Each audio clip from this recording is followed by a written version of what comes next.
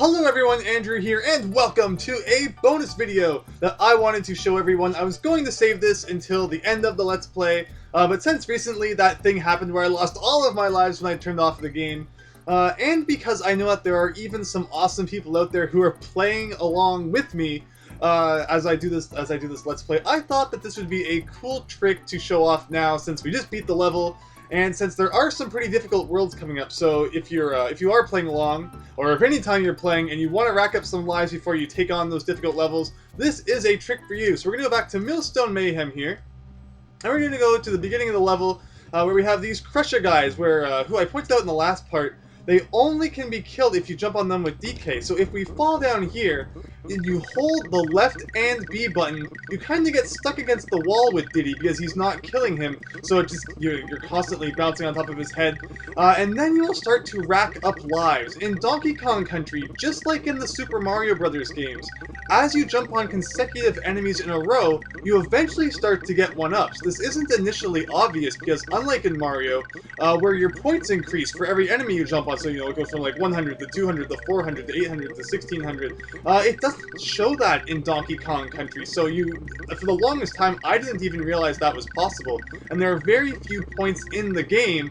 where you can actually do so. But here, you can kind of get Diddy stuck against the wall, and you can rack up as many lives as you want.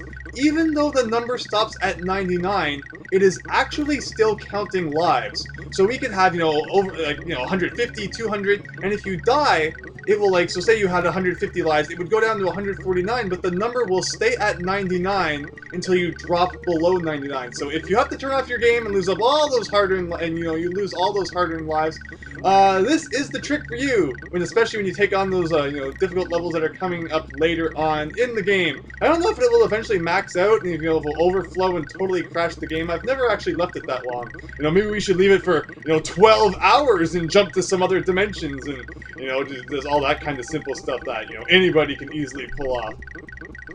But yeah, anyway, that's a trick that I didn't know for the longest time, and I wanted to share it with all of you, especially if you are playing along. Thank you so much for that, and thank you all for watching. This is a good trick to know, especially for, Gorilla Glacier. I am not looking forward to that world at all. You have to beat 4 levels, I think, in a row before you get to a save point in that world, and that destroyed me as a kid. If I had known this back then, it would have been a lot better, but instead I would just run through the first level, 10 times to try and get enough lives, but, yeah, this is quick, easy, efficient, and I hope that you enjoy knowing this trick. I might as well get one more with DK just for fun. So, thanks for watching this quick trick video. Hope you enjoy. Hope it's just a little bit of a bonus thing. But yeah, next up is World 3. So yeah, you might not need too many lives. But actually, I used to have a bit of trouble with the beginning of World 3 as well. But World 4 for sure, you're gonna want to pull out the trick. Can I get back in the barrel? Yes, I did! So see, that's possible too. Everything is coming up Andrew today. So thanks for watching, hope you enjoyed as I've already said, and yeah, stay tuned for more Donkey Kong Country. So thanks, and see you all later.